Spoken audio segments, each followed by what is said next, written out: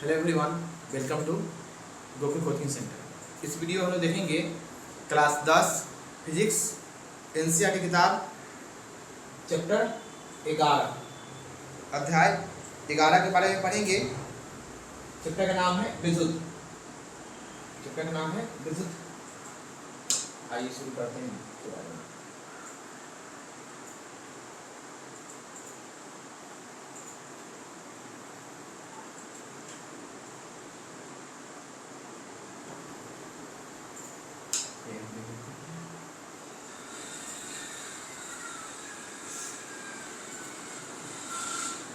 Chapter का नाम है विद्युत। चैप्टर है 11 नंबर चैप्टर है विद्युत।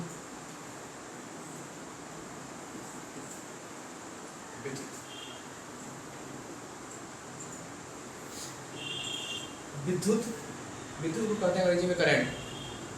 विद्युत को अंग्रेजी में क्या कहते हैं? करंट। करंट यानी विद्युत का आधुनिक समाज में एक महत्वपूर्ण स्थान है। बिना करंट के कुछ भी हो सकता है कि अभी करंट बहुत कुछ नहीं। अभी गर्मी का मौसम है, ठंडी का मौसम, गर्मी का मौसम आ रहा है या आ गया है। बिना एसी बिना पंखा के काम चलेगा, बिना लाइट के तो बोर्ड भी नहीं चलेगा, नहीं चलने वाला है। तो करंट की जरूरी है कि बहुत। इसका स्थान क्या है? एक महत्वपूर्ण स्थान है। यह घरों, विद्यालयों, अस्पतालों, उद्योगों तथा ऐसे ही अन्य संस्थानों के विविध उपयोगों के लिए एक नियंत्रित कर सकने योग्य और सुविधाजनक कार्य ऊर्जा का एक रूप है। विद्युत क्या है? तो विद्युत ऊर्जा का एक रूप है। कहाँ कहाँ इसका उपयोग होता है? घर में, विद्यालय में, अस्पताल में, उद्योग में तथा ऐसे ही अन्य संस्थानों के विविध उपयोगों के लिए एक नियंत्रित कर सकने योग्य सुविधाजनक ऊर्जा का एक रूप है। वह क्या है जिससे विद्युत बनती है? विद्युत किससे बनता है? यानी करंट, बिजली किससे बनता है? किसी विद्युत परिपथ में यह कैसे प्रवाहित होती है? किसी विद्युत परिपथ में, परिपथ का मतलब होता है रास्ता। ऐसा आता है जिससे विद्युत बहता है, उसे कहते हैं विद्युत परिपथ। सही है। तो हम कैसे जानेंगे किस दिशा से कि किस विद्युत परिपथ में यह कैसे, किसी विद्युत परिपथ में यह कैसे प्रवाहित होती है?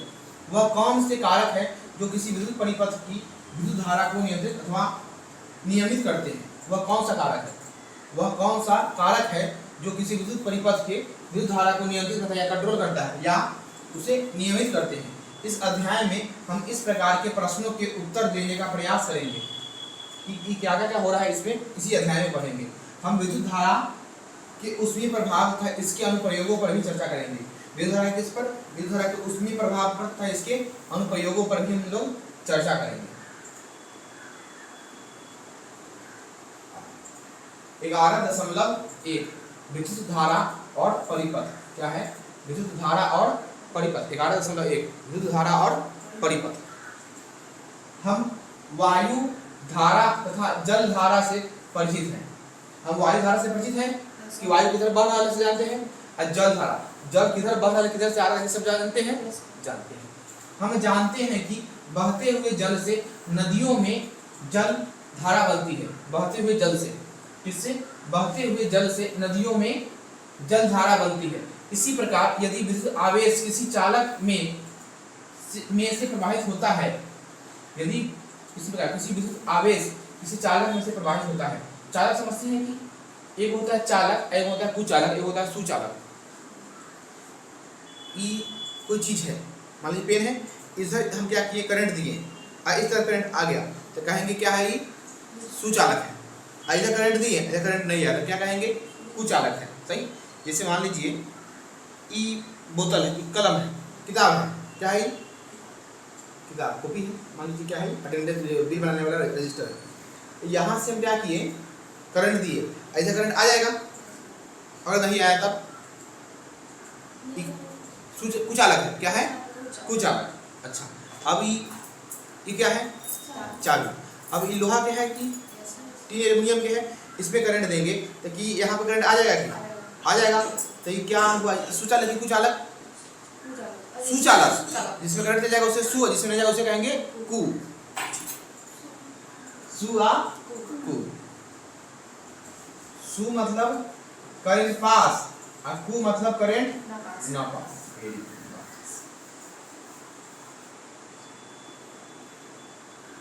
किसी आवेश चालक से प्रवाहित, उदाहरण के लिए किसी धातु के तार में से जब हम यह कहते हैं कि चालक विद्युत धारा है, जो धातु होता है, पढ़े थे धातु और अधातु, जो धातु होता है, धातु से क्या होता है, धातु से करंट पास हो जाता है, धातु से करंट पास हो जाता है, तब हम यह कहते हैं कि चालक में क्या है, विद्युत धारा है। हम जानते हैं कि किसी टॉर्च में सेल, टॉर्च देखे हैं, टॉर्च के अंदर सेल होता है, अथवा बैटरी जब उचित क्रम में रखे जाते हैं, टॉर्च के बल्ब को दीप्त करने के लिए आवेश का प्रवाह अथवा विद्युत धारा प्रदान करते हैं। जब आप देखे होंगे जो टॉर्च होता है, उस टॉर्च में मान लीजिए ऐसे बैटरी है,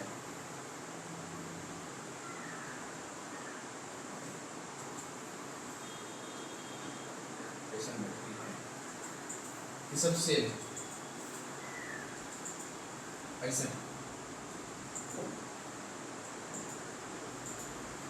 तो इसके पीछे जो दिया हुआ है, इसके पीछे दिया हुआ है, इसको ऐसे जोड़ेंगे तभी होगा कि क्या, इसको ऐसे लेके ऐसे जोड़ देंगे, ऐसे जोड़ देंगे तो बैटरी चलेगा, जलेगा नहीं जलेगा, हमको ऐसे जोड़ना पड़ेगा कि ऐसे देखेंगे कि ठीक है। तो कह रहा है टॉर्च के बल्ब को दीप्त, टॉर्च के सेल में अथवा बैटरी को जब उचित क्रम में जोड़ते हैं, सही क्रम में जोड़ेंगे तभी करंट पास करेगा, नहीं जोड़ेंगे तो पास नहीं करेगा, करने के लिए आवेश का प्रवाह अथवा विद्युत धारा प्रदान करते हैं, विद्युत धारा प्रदान करते हैं। हमने यह भी देखा है कि टॉर्च तभी प्रकाश देती है, टॉर्च तभी प्रकाश देती है जब उसके स्विच को ऑन करते हैं, पता है टॉर्च में कि यहाँ पर स्विच रहता है, उसको दबाते हैं तभी ऑन करते हैं, तभी तो प्रकाश होता है कि। स्विच क्या कार्य करता है, स्विच सेल तथा बल्ब के बीच चालक संबंध को जोड़ता है। स्विच क्या करता है, स्विच क्या कार्य करता है, स्विच क्या कार्य करता है, स्विच सेल तथा बल्ब के बीच के चालक संबंध को जोड़ता है, स्विच सेल तथा बल्ब के बीच के चालक संबंध को जोड़ता है। किसी विद्युत धारा के सतत तथा बंद पथ को विद्युत परिपथ कहते हैं। आपसे पूछेगा विद्युत परिपथ किसे कहते हैं, विद्युत परिपथ किसे कहते हैं, तो किसी विद्युत धारा के सतत बंद पथ को विद्युत परिपथ कहते हैं। किसी विद्युत धारा के सतत तथा बंद पथ को विद्युत परिपथ कहते हैं। अब यदि परिपथ कहीं टूट जाए अथवा टॉर्च के स्विच को ऑफ कर दे तो विद्युत धारा का प्रवाह समाप्त हो जाता है तथा बल्ब दीप्ति नहीं होगा। या तो हम स्विच को ऑफ कर दें या परिपथ कहीं से टूट जाए तो क्या होगा, जो बल्ब जल रहा था, प्रकाश दे रहा था, वो देना नहीं देगा, बंद हो जाएगा। हम विद्युत धारा को कैसे व्यक्त करें, विद्युत धारा को कैसे व्यक्त करें, विद्युत धारा को एकांक समय में किसी विशेष क्षेत्र से प्रवाहित आवेश के परिमाण द्वारा व्यक्त किया जाता है।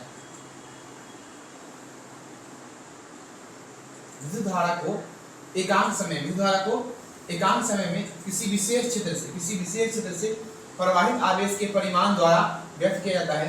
दूसरे शब्दों में विद्युत आवेश के प्रवाह की दर को विद्युत धारा कहते हैं। विद्युत धारा किसे कहते हैं, विद्युत आवेश के प्रवाह की दर को विद्युत धारा कहते हैं। विद्युत धारा किसे कहते हैं, तो विद्युत आवेश के प्रवाह के दर को विद्युत धारा कहते हैं। विद्युत धारा किसे कहते हैं, विद्युत आवेश के प्रवाह के दर को विद्युत धारा कहते हैं। उन परिपथों में जिनमें धातु के तार उपयोग होते हैं, आवेशों के प्रवाह की रचना इलेक्ट्रॉन करते हैं, तथापि जिस समय विद्युत की परिघटना का सर्वप्रथम परीक्षण किया गया था, इलेक्ट्रॉनों के बारे में कोई जानकारी नहीं थी। क्या कह रहा है, उन परिपथों में जिनमें धातु के तार उपयोग होते हैं, आवेशों के प्रवाह की रचना इलेक्ट्रॉन करता है। आवेश की प्रवाह की रचना कौन करता है, इलेक्ट्रॉन करता है। आपकी रचना है, आवेश की प्रवाह की रचना कौन करता है, इलेक्ट्रॉन करते हैं। आवेशों के प्रवाह की रचना कौन करता है, इलेक्ट्रॉन करते हैं। आवेशों की प्रवाह की रचना कौन करता है, इलेक्ट्रॉन करते हैं। आवेशों की प्रवाह की रचना कौन करता है, इलेक्ट्रॉन करता है। तथापि जिस समय विद्युत की परिघटना का सर्वप्रथम परीक्षण किया गया था, इलेक्ट्रॉन के बारे में कोई जानकारी नहीं थी। जिस समय विद्युत की परिघटना का सर्वप्रथम सबसे पहली बार परीक्षण किया गया, उस समय इलेक्ट्रॉनों के बारे में कोई जानकारी नहीं थी, पता ही नहीं था कि इलेक्ट्रॉन है कि नहीं है। अतः विद्युत धारा को धनावेशों का प्रवाह माना गया। विद्युत धारा को क्या माना गया कि धनावेशों का प्रवाह। धनावेश क्या होता है, अगर कहीं पर प्लस आवेश है तो ये धन आवेश है, और माइनस से कहते हैं ऋण आवेश। प्लस है धन आवेश, माइनस है ऋण आवेश, इसे कहते हैं धन आवेश, और माइनस है जिसे कहते हैं ऋण आवेश। धन आवेश ऋण आवेश, धन आवेश ऋण आवेश प्रवाह माना गया है। तथा धन आवेश के प्रवाह की दिशा को ही विद्युत धारा की दिशा माना गया। जिधर धन आवेश का प्रवाह हो रहा है उसी तरफ माना गया क्या है, ऋण विद्युत धारा की दिशा माना गया। कोई दिक्कत?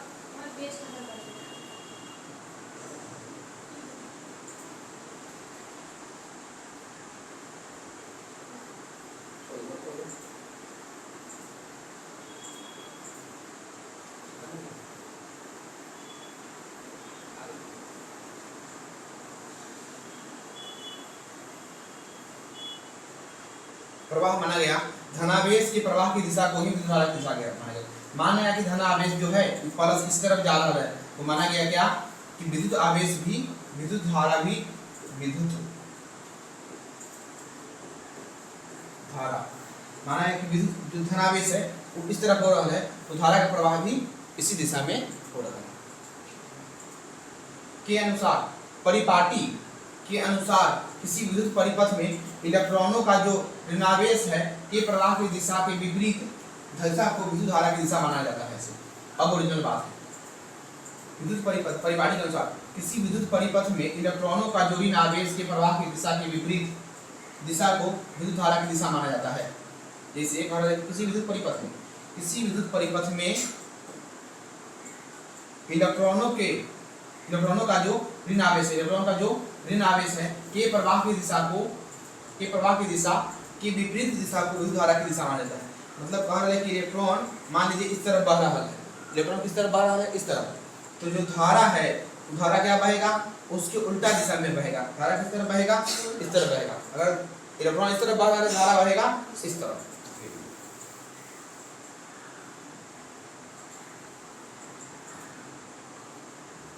Important point, very very important. यदि किसी चालक की किसी अनुप्रस्थ काट से समय t नेट आवेश प्रवाहित होता है तब अनुप्रस्थ काट से प्रवाहित विद्युत धारा को I इस प्रकार व्यक्त करते हैं कि I बराबर Q बटा में T। I बराबर क्या होता है, Q बटा में T, या I बराबर Q बटा में T। अगर हम I बराबर Q बटा में T ऐसे लिखा हुआ है, इसको अगर हम क्रॉस गुना करें यहाँ से एक से, क्या हो जाएगा, एक में Q से गुना होगा कितना हो जाएगा, Q I में T से गुना हो जाएगा, क्या हो जाएगा I T। Q बराबर I T, Q बराबर I T, Q बराबर I T, Q बराबर I T, Q बराबर I T, Q बराबर I T याद रखना पड़ेगा, Q बराबर I T।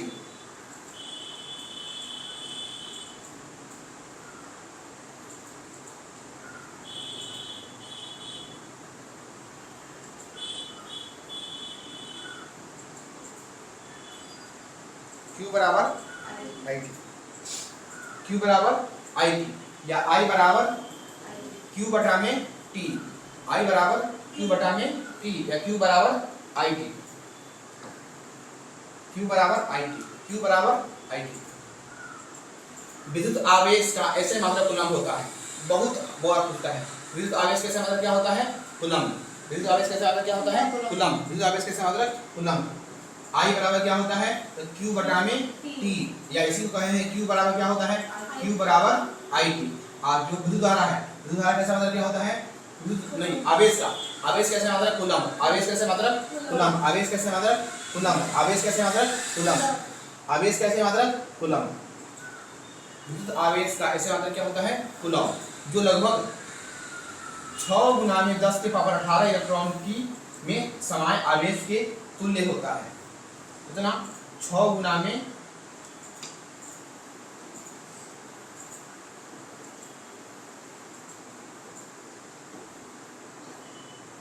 जो यहाँ लिखा है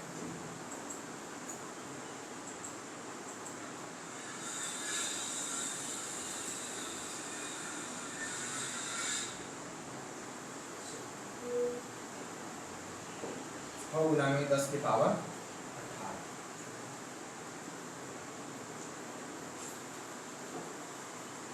कितना के बराबर होता है? 6 गुना में 10 के पावर 18 के बराबर होता है।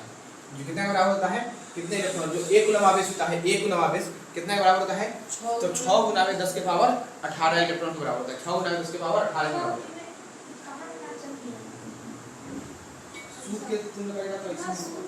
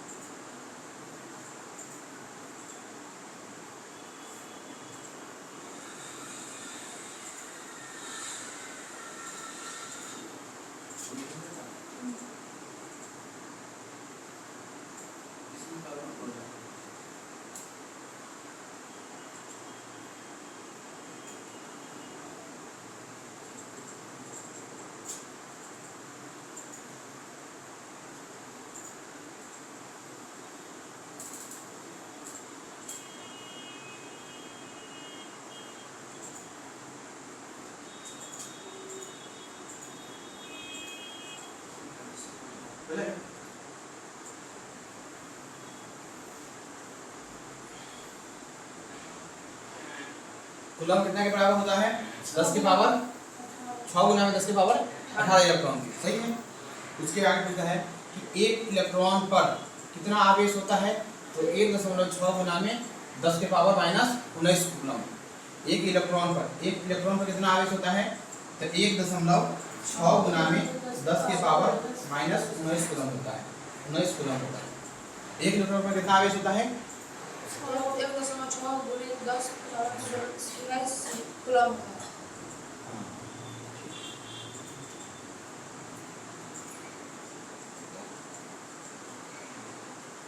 विद्युत धारा को एक मात्रक जिसे एम्पियर कहते हैं में व्यक्त किया जाता है। विद्युत धारा का मात्रक क्या है? तो विद्युत धारा का मात्रक है एम्पियर। विद्युत धारा का मात्रक क्या है? एम्पियर। एम्पियर किसे लिखते हैं? एम्पियर लिखते हैं ए से। विद्युत धारा का मात्रक क्या है? एम्पियर। विद्युत धारा का मात्रक है एम्पियर। आवेश का मात्रक है कूलम।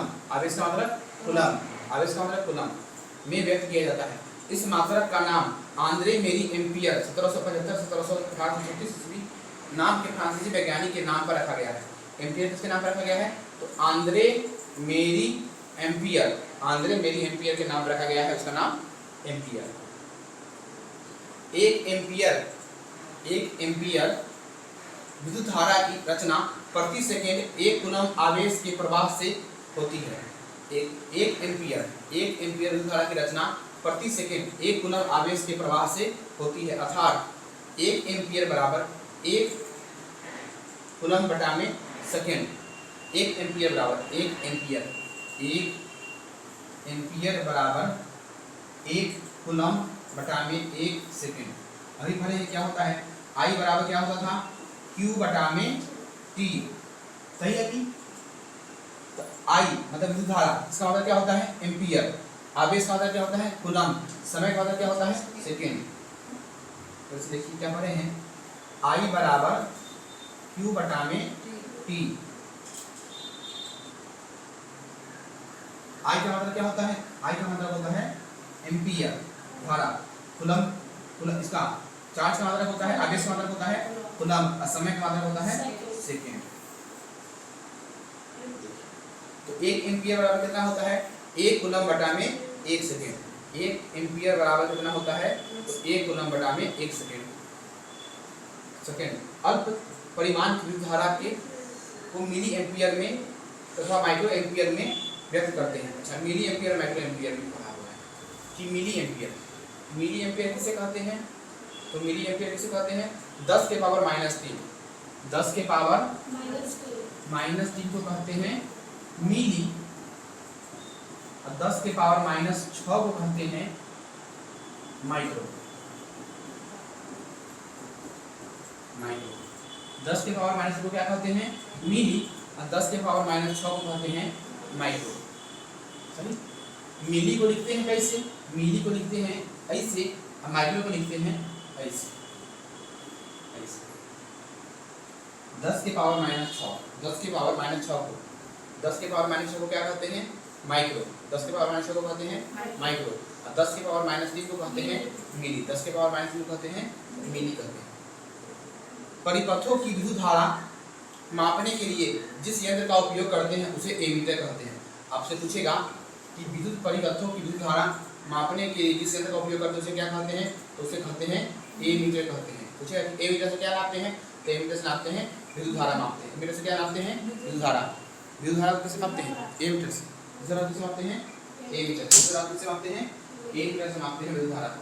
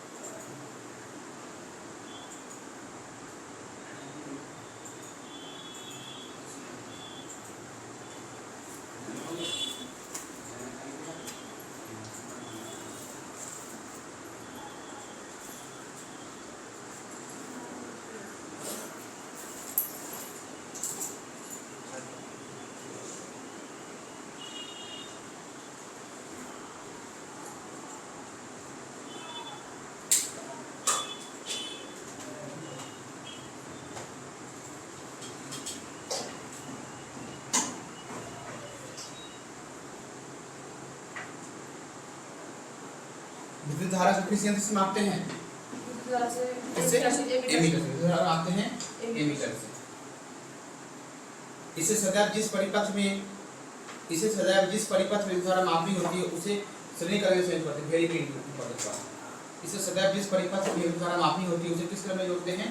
श्रेणी क्रम में संयोजित करते हैं। पूछेगा कि विद्युत धारा किससे मापते हैं? इसे मापते हैं एमीटर से। और इसे किस क्रम में जोड़ते हैं? उसे जोड़ते हैं श्रेणी क्रम में। किस क्रम में? श्रेणी क्रम में। किस क्रम में जोड़ते हैं? श्रेणी क्रम में। विद्युत धारा को किससे मापते हैं? एमीटर से। एमीटर को किस क्रम में जोड़ते हैं? श्रेणी क्रम में। एमीटर को जोड़ते हैं श्रेणी क्रम में जोड़ते हैं। एमीटर को जोड़ते हैं श्रेणी क्रम में जोड़ते हैं। चित्र 11.11 में एक प्रतीकात्मक विद्युत परिपथ का व्यवस्था आरेख दिखाया गया है जिसमें एक सेल, एक विद्युत बल्ब, एक एमीटर, प्लग कुंजी जुड़े हैं। ध्यान दीजिए कि परिपथ में विद्युत धारा सेल के धन टर्मिनल से सेल के ऋण टर्मिनल तक बल्ब और एमीटर से होकर प्रवाहित होती है। अब देखिए इधर दिया हुआ है, एक इसमें सेल है। सेल कहाँ है? यहाँ पर सेल है। यहाँ पर क्या है? सेल। एक विद्युत बल्ब, यहाँ पर है विद्युत बल्ब, सेल विद्युत बल्ब, एक एमीटर, ये है एमीटर, तथा एक प्लग कुंजी है, यहाँ कुंजी है, चालू बंद करेगा, मिलकर विद्युत परिपथ का निर्माण करता है। और क्या होता है एक ही मीटर से धन टर्मिनल से ऋण टर्मिनल तक बल्ब की जाती है। देखिए यहाँ धन टर्मिनल से यहाँ से धारा जा रहा है आ रहा है कहाँ तक आता है, ऋण तक आता है। धन से कहाँ तक आता है, ऋण तक। ये क्या है, cell.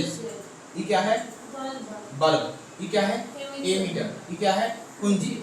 Cell, bulb, ammeter, plus कुंजी। इससे क्या होता है, विद्युत धारा जाता है कहाँ से, प्लस से जाता है माइनस की ओर। धन टर्मिनल से जाता है ऋण की ओर, धन से जाता है ऋण की ओर, प्लस से जाता है माइनस की ओर।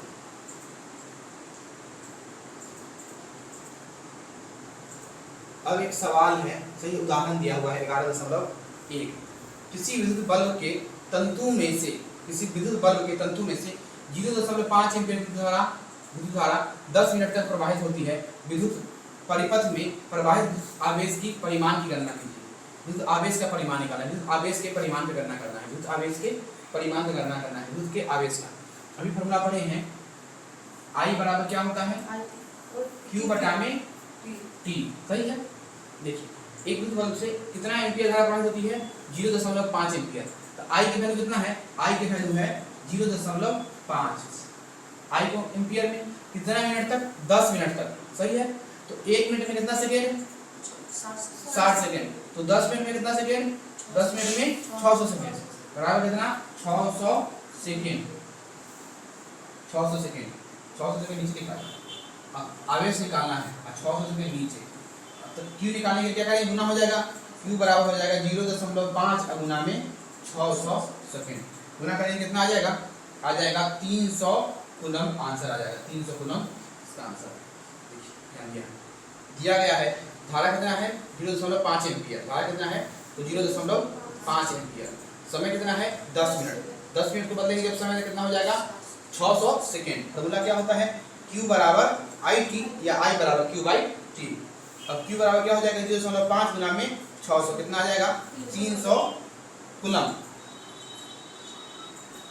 अब सवाल है कि विद्युत परिपथ का क्या अर्थ है, घर से लिख के लाना है। दूसरा सवाल, विद्युत धारा के मात्रा की परिभाषा लिखिए। विद्युत धारा की मात्रा क्या है, विद्युत धारा की मात्रा है एम्पीयर। इसका परिभाषा लिखना है। 1 कूलम आवेश की रचना करने के लिए इलेक्ट्रॉनों की संख्या की परिकलित कीजिए कि 1 कूलम आवेश परिकलित करना है, रचना करना है, तो उसके लिए कितना इलेक्ट्रॉन की आवश्यकता होगी, इसको बताना है। आगे है विद्युत विभव और विभवांतर।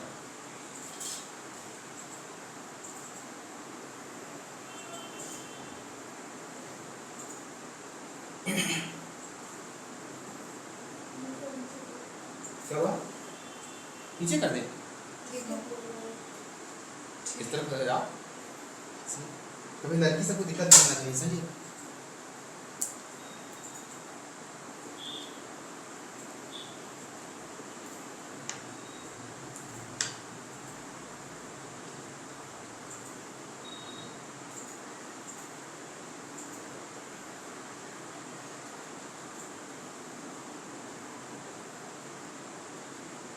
आगे देखिए, विद्युत विभव और विभवांतर। सही है। विद्युत विभव और विभवांतर वह क्या है जो विद्युत आवेश को प्रवाहित करता है। क्या है जो विद्युत आवेश को क्या करता है, प्रवाहित करता है। आइए जल के प्रवाह के सदृश के आधार पर इसका विचार करते हैं। किसी कॉपर के तार से आवेश स्वयं प्रवाहित नहीं होते हैं। किसी कॉपर के तार से आवेश स्वयं प्रवाहित नहीं होते हैं। ठीक वैसे ही जैसे कि किसी आदर्श क्षैतिज नली से जल प्रवाहित नहीं होती है। किसी आदर्श क्षैतिज नली से जल प्रवाहित नहीं होती है। जैसे ऐसे नली दिया हुआ है, इससे जल अगर बहाएंगे ऊपर तरफ, जल्दी से जल क्या करेगा, बहेगा नहीं बहेगा। यदि नली के एक सिरे को किसी उच्च तल पर रखे दे, जल टैंक से जोड़ दें, जिससे नली के दोनों सिरों के बीच कोई दाबांतर बन जाए, तो नली के मुक्त सिरों से जल बाहर की ओर प्रवाहित होता है। सही। और इस नली को किसी टंकी से जोड़ देंगे, किसी पाइप से जोड़ देंगे, किसी मोटर से जोड़ देंगे, तो क्या इससे पानी प्रवाहित हो जाएगा कि? हाँ, पानी प्रवाहित हो जाएगा। किसी चालक तार में आवेशों के प्रवाह के लिए वास्तव में गुरुत्व बल का कोई भूमिका नहीं है। गुरुत्व बल की कोई भूमिका नहीं है। गुरुत्व बल पढ़े थे, गुरुत्व बल ऐसा बल होता है जो किसी भी वस्तु को ऊपर से कहाँ ला देता है, नीचे। इस बोतल है, इसको हम छोड़ेंगे, कहाँ आ गया, नीचे। सही। मान लो चंद्रभूषण है, चंद्रभूषण को ऊपर से उठा के छोड़ दिए नीचे, कहाँ ऊपर छोड़ दिए, कहाँ जाएगा नीचे। और रोशन है, रोशन को नीचे ऊपर फेंक दिए, ऊपर हो जाएगा कि नीचे चल जाएगा। तो जो नीचे जाता है उसको कहते हैं गुरुत्व बल। लेकिन जब जो कह रहा है कि जो पृथ्वी पर क्या हो रहा है, आवेश के प्रवाह हो रहा है, आवेश के प्रवाह के लिए क्या गुरुत्व बल की भूमिका होती है? तो गुरुत्व बल की भूमिका नहीं होती है। इलेक्ट्रॉन केवल तभी गति करते हैं जब चालक के अंदिश वैद्युत दाब में कोई अंतर होता है, जिसे विभवांतर कहते हैं। विभवांतर किसे कहते हैं? जब वैद्युत दाब में कोई अंतर होता है, जिसे हम क्या कहते हैं? विभवांतर कहते हैं। विभव में यह अंतर एक या एक से अधिक सेलों से बनी बैटरी द्वारा उत्पन्न किया जा सकता है। विभव में अंतर कैसे उत्पन्न होता है? विभव में यह अंतर एक या अधिक विद्युत सेलों से बनी बैटरी द्वारा उत्पन्न किया जा सकता है। विभव में यह अंतर एक या अधिक विद्युत सेलों से बनी बैटरी द्वारा उत्पन्न किया जा सकता है। किसी सेल के भीतर होने वाली रासायनिक अभिक्रिया सेल के टर्मिनलों के बीच विभवांतर उत्पन्न कर देती है। किसी सेल के भीतर होने वाली रासायनिक अभिक्रिया टर्मिनलों के बीच विभवांतर उत्पन्न कर देती है। किसी सेल के भीतर होने वाली रासायनिक अभिक्रिया टर्मिनलों के बीच विभवांतर उत्पन्न कर देती है। ऐसा उस समय भी होता है जब सेल से कोई विद्युत धारा नहीं ली जाती है। जब सेल को किसी चालक परिपथ अथवा अवयव से संयोजित करते हैं तो विभवांतर उस चालक के आवेश में गति ला देता है और विद्युत धारा उत्पन्न हो जाती है। किसी विद्युत परिपथ में विद्युत धारा बनाए रखने के लिए सेल अपनी संचित रासायनिक ऊर्जा खर्च करता है। आपसे पूछा गया जो बैटरी है यानी सेल है, उस बैटरी में कौन सा ऊर्जा होता है? तो बैटरी में कौन सा ऊर्जा होता है? कौन ऊर्जा? रासायनिक ऊर्जा। बैटरी में कौन ऊर्जा होता है? रासायनिक ऊर्जा होता है। किसमें? तो बैटरी में होता है रासायनिक ऊर्जा। किसी सेल के भीतर होने वाली रासायनिक अभिक्रिया, कौन सा अभिक्रिया होती है? तो रासायनिक अभिक्रिया होती है। टर्मिनलों के बीच विभवांतर उत्पन्न होता है। क्या होता है? विभवांतर उत्पन्न होता है। ऐसा उस समय भी होता है जब सेल से कोई विद्युत धारा नहीं ली जाती है। जब सेल को किसी चालक परिपथ अवयव से संयोजित करते हैं तो विभवांतर उस चालक के आवेशों में गति ला देता है और विद्युत धारा उत्पन्न हो जाती है। किसी विद्युत परिपथ में विद्युत धारा बनाए रखने के लिए सेल अपनी संचित रासायनिक ऊर्जा खर्च करता है। क्या करता है? खर्च करता है। अब आगे फॉर्मूला याद है। इसको लाभ किसी धारावाही विद्युत परिपथ के दो बिंदुओं के बीच विद्युत विभवांतर को हम उस कार्य द्वारा परिभाषित करते हैं जो एकांक आवेश को बिंदु से एक बिंदु तक लाने में किया जाता है। पूछेगा आपसे, इसको कहिए।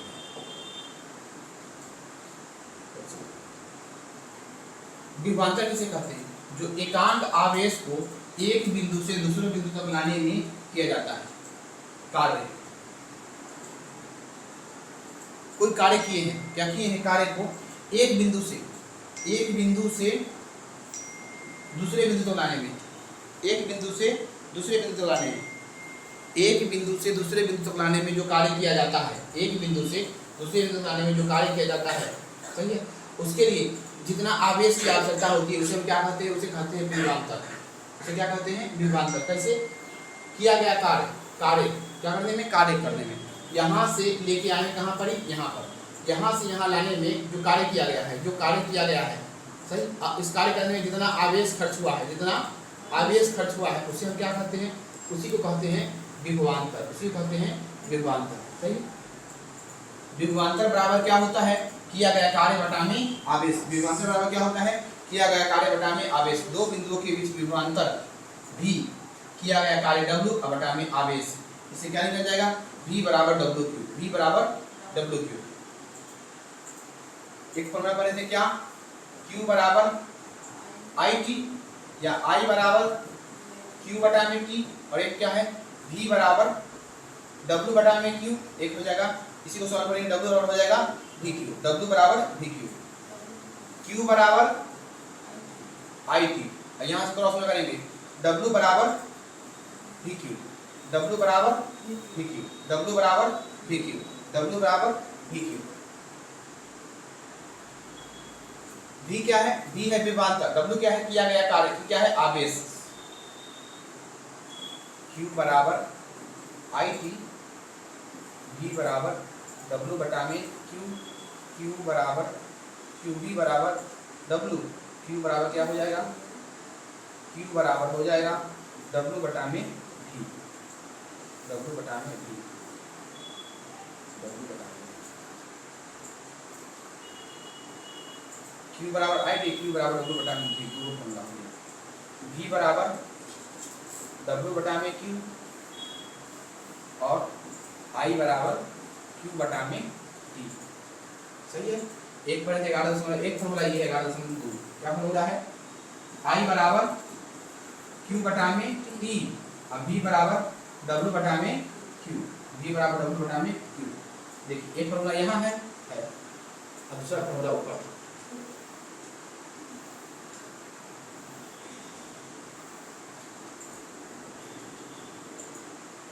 यही था कि I बराबर Q बटा में T, I बराबर Q बटा में T।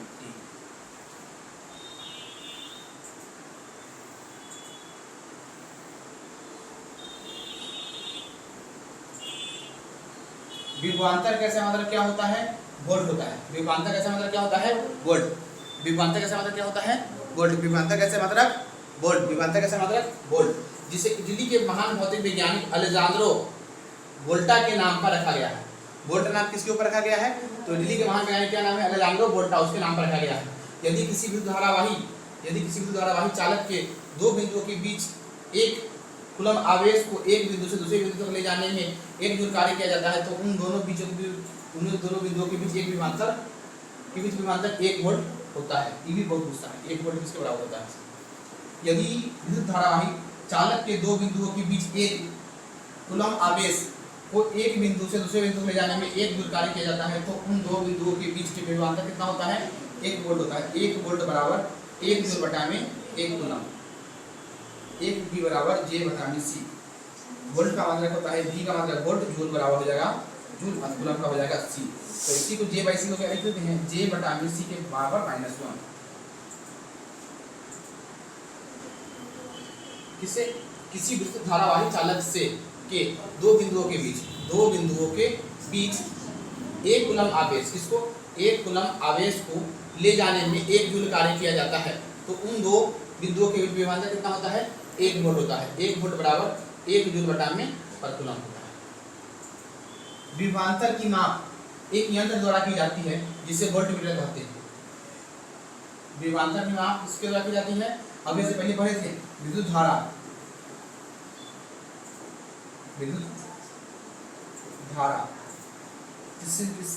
किससे मापते थे? एमीटर से। ऐसे किसी क्रम में जोड़ते थे? जो जोड़ते थे श्रेणी क्रम में। सही है। और ये क्या है? यह विभवांतर को किससे मापेंगे? इसे मापेंगे वोल्टमीटर से। किससे? वोल्टमीटर से। वोल्टमीटर को सदा बिंदुओं के बीच किस क्रम में जोड़ते हैं? इसे जोड़ते हैं पार्श्व क्रम। किस क्रम में? पार्श्व क्रम में। वोल्टमीटर को सदैव उस दो बिंदुओं के बीच पार्श्व क्रम में करते हैं जिनके बीच के विभवांतर को मापना होता है। सही। विद्युत धारा किसे मापते हैं? विद्युत धारा को किसे मापते हैं? एमीटर से। किस क्रम में जोड़ते हैं? श्रेणी क्रम में। विभवांतर को किसे मापते हैं? वोल्टमीटर से। किस क्रम में जोड़ते हैं? पार्श्व क्रम में। किस क्रम में? पार्श्व क्रम से। आगे उदाहरण है। उदाहरण क्या है? 12 वोल्ट विभवांतर के दो बिंदुओं के बीच दो कूलम आवेश ले जाने में कितना कार्य किया जाएगा? अभी पढ़े V बराबर कितना? W बटा में Q। सही है। कितना वोल्ट है? तो यह है 12 वोल्ट। सही। और कार्य निकालना है और कूलम कितना दिया हुआ है? 2। W बराबर कितना हो जाएगा? 12 गुना 24। इसका आंसर क्या होता है? जूल। आंसर कितना हो जाएगा? 24 जूल हो जाएगा। देखिए विभवांतर कितना है? 12 वोल्ट है कि दो बिंदुओं के बीच प्रवाहित आवेश का परिमाण कितना है? 2 कूलम है। इस प्रकार आवेश का स्थानांतरित करने के लिए किया गया कार्य समीकरण 11.2 से W बराबर क्या होता है? W बराबर VQ। 12 वोल्ट गुना में 2 कूलम कितना हो गया? 24 जूल हो गया। आगे है प्रश्न, उस युक्ति का नाम लिखिए जो किसी चालक के सिरों के बीच विभवांतर को बनाए रखने में सहायता करता है। यह कहने क्या क्या तात्पर्य है कि दो बिंदुओं के बीच विभवांतर 1 वोल्ट है। 6 वोल्ट के बैटरी को गुजरने वाले हर एक कूलम आवेश की कितनी ऊर्जा की आवश्यकता होगी। ध्यान देखिए क्या आगे भी पढ़ते हैं। परिपथ आरेख देखते हैं कितनी बड़ी परिपथ आरेख है। ओम के नियम से पहले तक पढ़ लेते हैं, परिपथ आरेख पढ़ लेते हैं।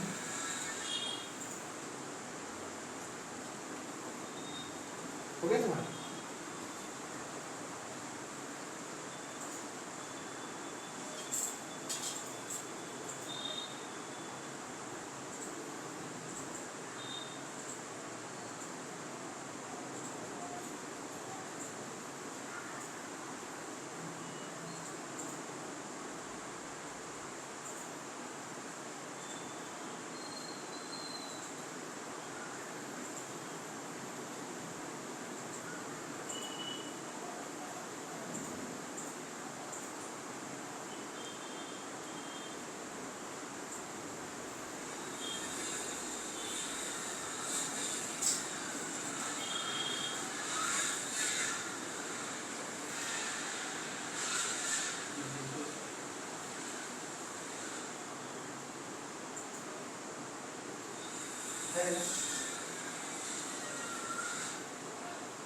आगे पूछना है विद्युत परिपथ आरेख।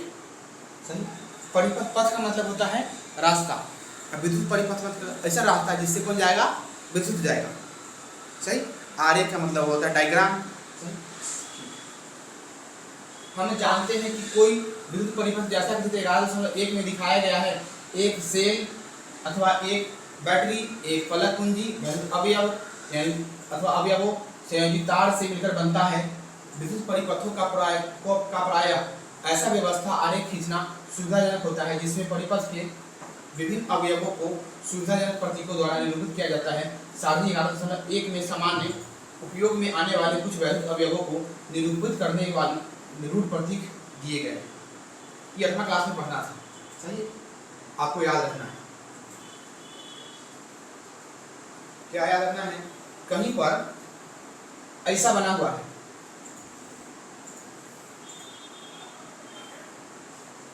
एक तरफ प्लस एक तरफ माइनस। इसका मतलब क्या है? इसका मतलब है विद्युत सेल। ऐसा बना हुआ है, इसका मतलब क्या है? विद्युत सेल। दूसरा, बैटरी कब कहेंगे इसे? जब एक वो ऐसा, फिर छोटी, फिर बड़की, फिर छोटी, फिर बड़की, इसे हम क्या कहेंगे? बैटरी। क्या कहेंगे? बैटरी। बैटरी ऐसा सेलों का संयोजन। सही, कई गो इस सेल है, ऐसे इसमें कई गो जुड़ रहा है, कई गो जुड़ रहा है, तो उसे हम क्या कहते हैं? उसे कहते हैं बैटरी। सही, आप बैटरी देखे हैं कि घरे जो आता है बड़का वाला बैटरी, अब वो जो बैटरी आता है उस बैटरी में देखिएगा कि ऐसे चिंता, ऐसे बैटरी मान लीजिए ऐसे बैटरी है, ऐसा बैटरी मानिए है आपका घर, तो यहाँ पर लगा रहता है कुंजी, लगा रहता है यहाँ पर। सही, और एक कुंजी लगा रहता है यहाँ पर।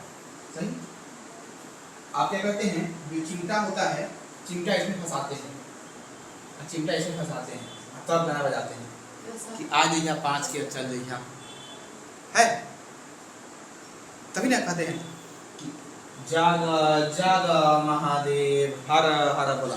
ऐसे मतलब है जो हर बोला वाला गाना आता है, तो कहीं पर हो जाता है तो अभी पर लाइन पर नहीं चलाता है, चलाता है किस पर है? बैटरी पर। माई बाबा के लग में ले दिया, सही, चला रहा है जाग जाग महादेव। मैं श्री गुरु से क्या मांगती हूँ?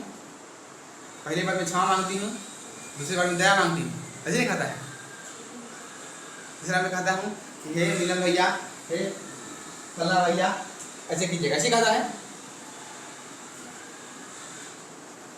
तो जो इसे लगल रहता है, तो जब इसे यहाँ पर लगल है, यहाँ पर लगल है, ये वाला बैटरी जब डाउन हो जाता है, इस वाला से जब डाउन हो जाता है, तो चिमटा निकाल के चिमटा यहाँ पर लगा देता है। ऐसे करता है कि नहीं? देखो करता है ऐसे। आगे है खुली प्लग अथवा स्विच, कुंजी या खुला। अगर ऐसा दिया हुआ है, अब बीच में कुछ नहीं है तो इसे कहेंगे खुलल, अब बीच में कुछ है तो इसे कहेंगे बंद। 3 number 4 number same to same photo है, जैसे भी है वैसने ही है, बस बीच में वो दिया हुआ है, बीच में दिया रहेगा तो कहेंगे बंद और नहीं रहेगा तो कहेंगे खुला। आगे है तार संधि।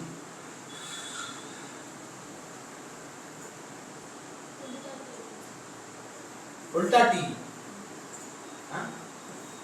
टी है, इसको उलट देंगे, ये क्या हो जाएगा तार के संधि, मतलब संधि मतलब होता है ज्वाइंट।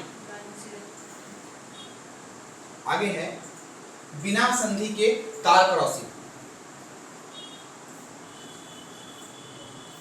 ये क्या है बिना संधि के तार क्रॉसिंग, बिना संधि के। आगे विद्युत बल्ब, ऐसा बल्ब चाहे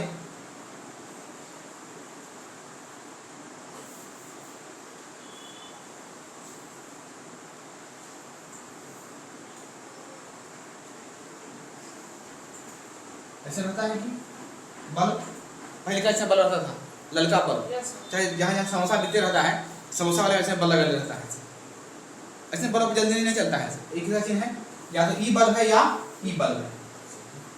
आगे प्रतिरोधक,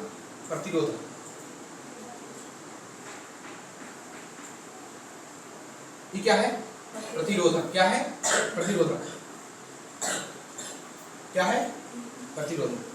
आगे है परिवर्ती प्रतिरोधक अथवा धारा नियंत्रण, ये क्या है,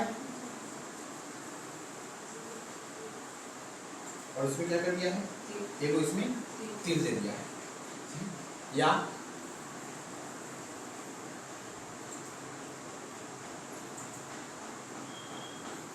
इसमें भी दिया है। ये क्या है, ये परिवर्ती प्रतिरोधक है या धारा नियंत्रक, धारा के कंट्रोल करने वाला है।